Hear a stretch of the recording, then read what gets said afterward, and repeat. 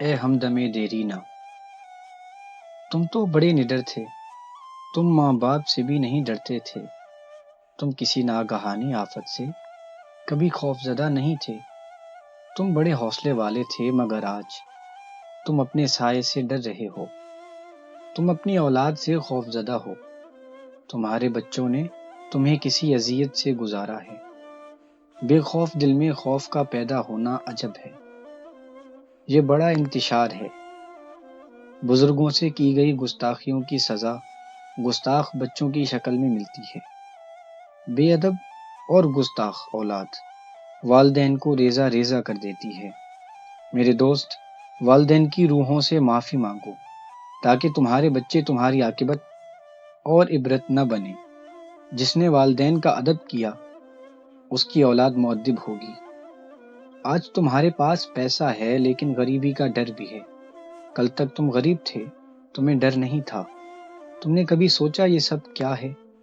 دولت جمع کرنے والا، اسے گننے والا، اس سے محبت کرنے والا کبھی سکھی نہیں ہوتا۔ دولت کی آرزو میں غریبی کا ڈر ہے۔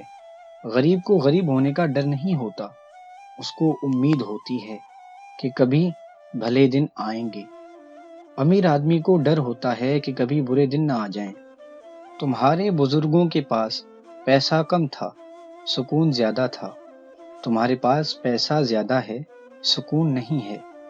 شاید سکون امیر ہونے کی آرزو سے نجات پانے ہی میں ملتا ہے۔ تم نے اس بات کو اچھی طرح سمجھ لیا ہوگا کہ دولت کبھی کسی کو سکون نہیں دیتی۔ دولت کی افادیت ہی پیسے خرچ کرنے میں ہے، اور خرچ کرنے سے یہ کم ہو جاتی ہے۔ گویا دولت کی افادیت ہی اس کو کم کرنے میں ہے۔ دولت جمع رہے تو اس کی افادیت ہی نہیں ہے۔ دولت مند کنجوس اور بخیل ہو جاتا ہے، وہ دراصل کسی اور کے مال کی حفاظت پر مامور ہے، اور یہ مال اس کے لواحقین کی وراثت ہے۔ دولت کی تمنا، اس کا حصول، اس کا ارتکاز، سب انتشار کے ابواب ہیں۔ یہ ضروری نہیں کہ غریب سکون میں ہو، لیکن یہ ضروری ہے کہ دولت مند سکون سے محروم ہوگا۔ ہمدم، اپنی کمائی، جائز اور ناجائز کمائی، محروم انسانوں تک پہنچا کر اپنے لیے سکون کا اہتمام کرو۔ اگر تمنا حاصل سے زیادہ ہو تو اضطراب پیدا ہوگا، انتشار ہوگا، اور اگر حاصل تمنا سے زیادہ ہو تو سکون کا باعث بنے گا۔ کم آرزو والے انسان مطمئن رہتے ہیں۔ تم محبت بھی کرتے ہو، انسانوں سے نہیں، اشیاء سے۔ تمہیں کثرت عزیز ہے، تم آلائش سے، آرائش سے، آسائش سے، زیبائش سے اور نمائش سے محبت کرتے ہو۔ تم فطری جذبات سے محروم ہو چکے ہو۔ تم اپنے مکان کو ہی سجاتے رہتے ہو، اس میں فانوس روشن کرتے ہو، اس میں چراغاں کرتے ہو، مگر تمہارے دل کی دنیا میں چراغاں نہیں ہے۔ مکان جگمگا رہے ہیں اور دل بجھے ہوئے۔ باہر کا چراغاں دل کا اندھیرا دور نہیں کر سکتا۔ یہ روشنیاں کیا ہیں جبکہ اتنا اندھیرا ہے؟ یہ محفلیں کیا ہیں جبکہ روح کے اندر تنہائی چیختی رہتی ہے؟ یہ انتشار کیا ہے؟ سب منتشر ہیں، ایک دوسرے کے پاس رہنے والے ایک دوسرے سے ناشناس کیوں ہیں؟ کیا کوئی کسی کو نہیں جانتا؟ کیا کوئی کسی کے دل کے قریب نہیں ہے؟ کیا کوئی کسی کے اندر نہیں جھانکتا؟ کیا سارے ہی سب سے اجنبی ہیں؟ کیا سارے اپنے آپ سے بیگانہ ہیں؟ کیا انجمن صرف تنہائی کا میلہ ہے؟ کہکہوں کے شور میں کوئی سسکیاں نہیں سنتا؟ کیا ہنستے ہوئے چہرے سب نکلی ہیں، سب لبادے ہیں؟ ہمدم، تم کون سی دنیا میں رہتے ہو جہاں بھیڑ اور تنہائی ہے، جہاں آرزوؤں کے طوفان میں لوگ ایک دوسرے سے بچھڑ گئے ہیں؟ کیا سب لوگ سب کی تلاش میں ہیں؟ کیا کوئی کسی کی تلاش میں نہیں؟ تم کس فکر میں سرگرداں ہو؟ تم ہمہ وقت مصروف کیوں ہو؟ تمہیں کیا ہو گیا ہے؟ تمہارے پاس وقت نہیں؟ کیا تم نے زندگی بیچ دی ہے اور اب تمہارے پاس اسے حاصل ہونے والا مال خرچ کرنے کا وقت بھی نہیں ہے؟ تم نے مکان بنایا اور اس میں رہنے کا وقت نہیں تمہارے پاس۔ تم نے خوشی حاصل کرنے کے لیے دل بیچ دیا، اب خوشی کیسے محسوس کرو گی؟ تمہارے پاس آسانیاں ہیں لیکن دل ہی نہیں، تم مشین بن گئے ہو، ہمہ وقت مصروف، جذبوں سے عاری، غم اور خوشی سے لا تعلق، سب سے بیگانہ، اپنے آپ سے بھی بیگانہ۔ یہ کیا انتشار ہے، یہ کس جرم کی سزا ہے؟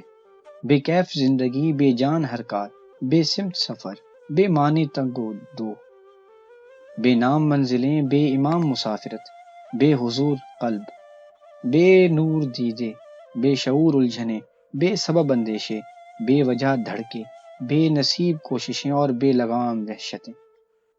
یہ دنیا کہاں جا رہی ہے، کچھ تم ہی بتاؤ۔ یہ سب لوگ کہاں سے آ رہے ہیں، کدھر کو جا رہے ہیں؟ آوازیں ہی آوازیں ہیں اور کچھ سنائی نہیں دیتا، بھیڑ ہی بھیڑ ہے اور کچھ دکھائی نہیں دیتا۔ آنا اور جانا، جانا اور آنا، یہ سب کیوں ہے؟ انسان کماتا ہے تاکہ زندہ رہے اور زندہ رہتا ہے تاکہ کماتا رہے۔ یہ کیا ہے؟ تم اس جہان رنگ و بو میں کیسے گزر کر رہے ہو؟ تم نے شاید سوچنا چھوڑ دیا۔ اچھا کیا، سوچنا بہت بڑی بیماری ہے، ایسی بیماری جس کا علاج نہیں ہے۔ سوچنے والے کو کبھی رات کو سورج نظر آتا ہے، کبھی دن کو تارے نظر آتے ہیں۔ وہ ہر شے کو ایک اور زاویے سے دیکھتا ہے۔ سوچنے والا الفاظ کی معنی ہی نہیں، معنی کے چہرے بھی دیکھتا ہے، اور پھر ان چہرے سے محو کلام ہوتا ہے۔ چہرے کے معنی اور معنی کے چہرے، عجب بات ہے، لیکن یہ کوئی بات نہیں۔ سوچنے والوں کی دنیا، دنیا والوں کی سوچ سے الگ ہے۔ سوچنا اور ہر وقت سوچنا ہلاکت ہے۔ تم نے اچھا کیا کہ تم سوچ سے نکل گئے۔ اب تم عمل ہی عمل ہو، بے وجہ اور بے نتیجہ عمل۔ لیکن تم مصروف ہو، شاید تم مصروف رہنے کو کامیابی سمجھتے ہو۔ مصروف، ہمہ وقت مصروف، مشین کی طرح، دریا کی طرح، چونٹی کی طرح، گردش افلاک اور گردش حالات کی طرح۔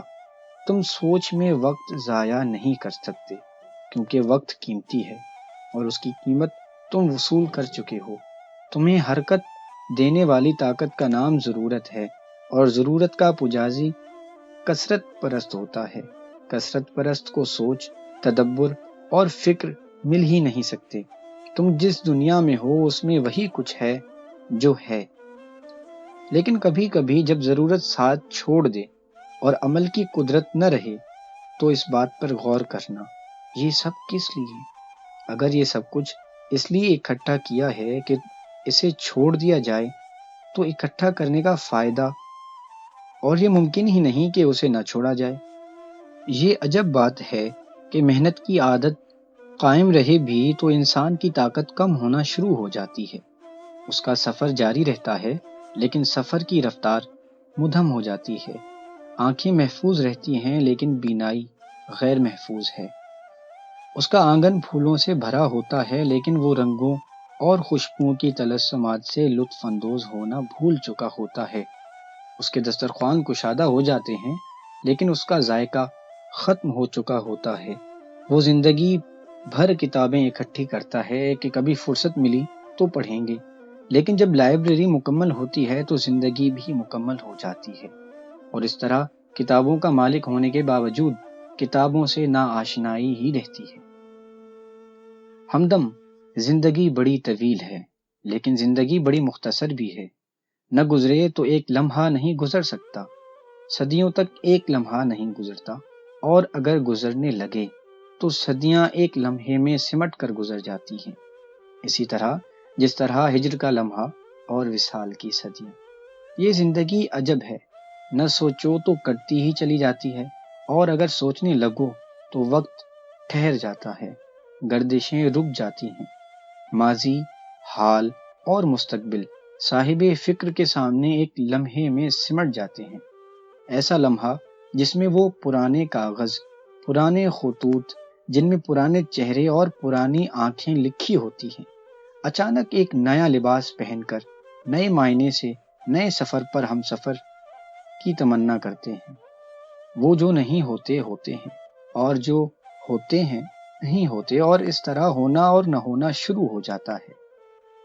ہمدم، یہ سب سوچ کے تلسمات ہیں، فکر کے کرشمے ہیں، تمہاری دنیا سے دور، تمہارے جہاں سے الگ، تمہارے زمانے میں لیکن تمہارے زمانے سے باہر، تمہارے شب و روز میں حاصل اور محرومی ہے، لیکن صاحبان فکر کے ہاں نہ سود ہے نہ زیاں۔